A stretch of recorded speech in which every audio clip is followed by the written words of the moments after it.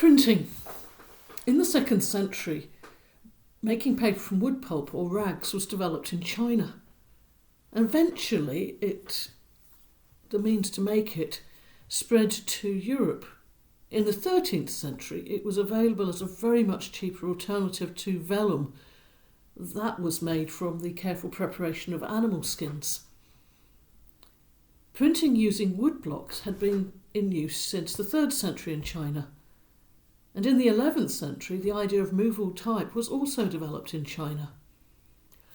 But the major technological breakthrough was when Johannes Gutenberg invented the printing press around 1450.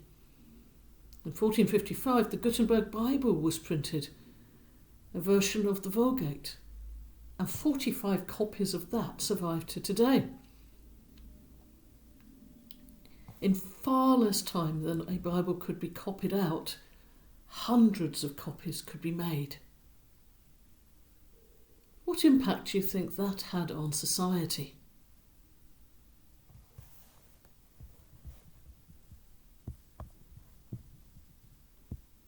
The Renaissance. The invention of printing meant that books could circulate more widely and more people could study them. The rise in state-funded universities meant that education was no longer so tightly controlled by the church. Together, these led to a desire to rediscover the thinking of the Greek and the Roman era, after what had felt like a decline in scholarship during the previous centuries, which were in the 15th century dubbed the Middle Ages. And this movement began in Italy, and in particular in Florence. In the 14th century, a renewed interest in Latin literature was led by Petrarch, an Italian scholar. He rediscovered Cicero's letters and promoted a study of the humanitas, or humanities. And from this came the term humanism, and this is the key philosophy of the movement. Cicero, who lived between 106 and 43 before Christ, used humanitas to describe how a person develops as a narrator. They should develop the virtues which would suit them for public service and their private life. And these are gained by contemplating literature and poetry. And so the Renaissance and humanism were a rediscovering of that concept of humanitas. In the 15th century, the movement flowered, leading to innovations in music, architecture, painting, and sculpture, as well as scholarship. In painting, for example, the move was made to paint with depth. Linear perspective was explored. This flowering was made possible by the growth of wealth of people who could then act as patrons to the arts. In architecture, there was a return to classical forms, away from the Gothic of the High Middle Ages. As scholars were looking for more texts to learn from, they recovered from Byzantine scholars the plays and poetry of ancient Greece.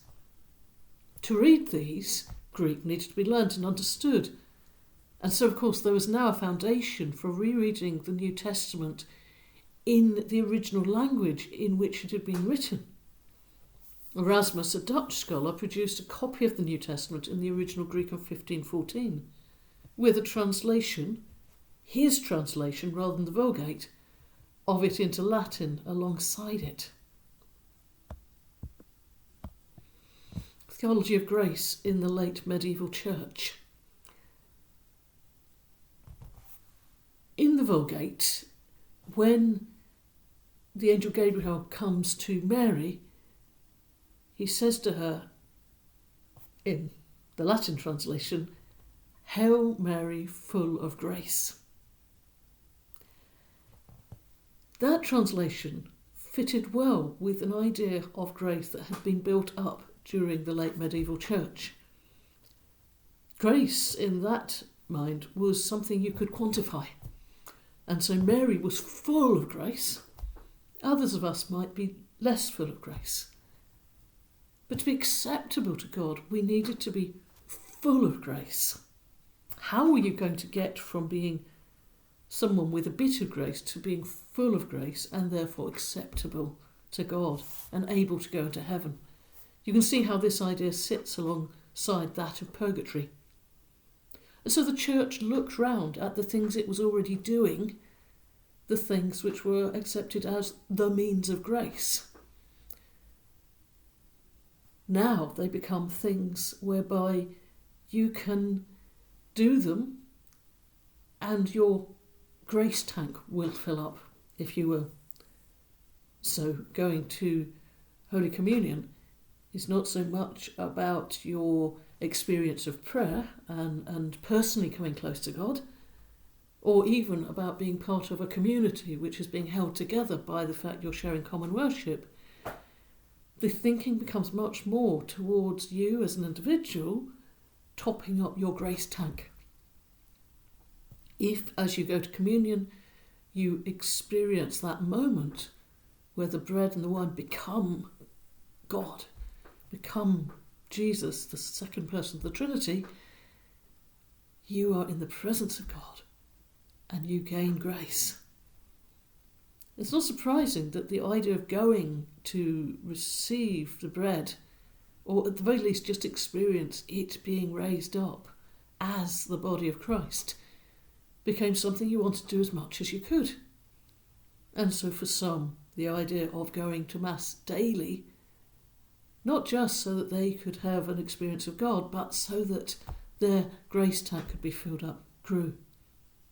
And what other ways could your own grace tank or those of others be filled up? You can see how this feeds back into the idea of indulgences. And then we come to the popes. The nature of the papacy and the experience of the papacy in this period, of course, led to some of the reflections about it and its role in the church during the Reformation. We're going to look particularly at the Western Schism and the Renaissance papacy. Between 1378 and 1417, there was a major split in the Western Church. Before 1309, before this, from 1309 to 1376, 7 successive popes resided in Avignon, which was then in the Kingdom of Arles, which was part of the Holy Roman Emperor and is now in France, rather than in Rome. A deadlocked conclave with roughly equal numbers of Italian and French cardinals in 1305 was forced by the French King Philip IV to elect a Frenchman, Raymond Bertrand de Goth, as Pope, who became Clement V, and he refused to move to Rome. His coronation as Pope was held in Lyon, and in 1309 he moved the papal court to Avignon, which was then a papal enclave, but it was within area which was in the Kingdom of Arles. His justification was unrest in Rome. It would have been unsafe to go and live in Rome. What mattered was to be the Pope for the whole of the Church, not to be living in Rome. Though this period is known as the Avignon papacy, or by some the Babylonian captivity of the Pope, because during this period the popes, who were all French, submitted to the authority of the King of France, even though their court was not technically in France, it was in the Kingdom of Arles, and then within that, in this enclave, because the King of France was the most powerful person around. In 1376, Gregory IX decided to move his court to Rome. When he died in 1378, the Roman crowds demanded a Roman pope. The Pope, after all, is the Bishop of Rome before he's anything else. The French cardinals, if you remember, a cardinal is someone who has a benefice in Rome. But those benefices are given to all sorts of people throughout the world, with other people actually doing the work. The French cardinals could not agree a French candidate. And so Bartholomew Prignano was elected and took the name Urban VI. He was the last pope who was not himself a cardinal when elected. He immediately spoke out against the use of gifts and gratuities in the business of the curia, which is the papal court. He denounced cardinals who accepted annuities from secular rulers and took on several bishoprics for the income they provided. And so the French cardinals decided he was mad, so declared the election invalid, since that they'd been cowed by this Roman mob. They elected Robert of Geneva, who was the commander of the papal troops, as pope, and he took the title Clement VII, and he had his court in Avignon. And he persuaded the Duke of Anjou to march on the papal states around Rome to try and take control of them for him. Efforts to end the schism by diplomacy were tried by the French king, who tried to coerce the then Avignon Pope Benedict XIII to resign. Eventually, the cardinals called a meeting at Savona, to which both popes, which we had by then, Benedict XIII and Gregory VII, were called. Both withdrew. They lost the support of the cardinals, who now held a council at Pisa, and in 1409 declared both schismatic and elected Alexander V as pope. Now there were three popes. Well, three contenders for the role. Alexander V died in 1310, and he was succeeded by John XXIII. He called a council at Constance to resolve the matter, and he and Gregory XII agreed to resign. The council then excommunicated Benedict XIII and itself elected a new pope, Martin V. Now, while Aragon continued to recognise Benedict and his successor, the rest of Europe saw Martin V as the true pope.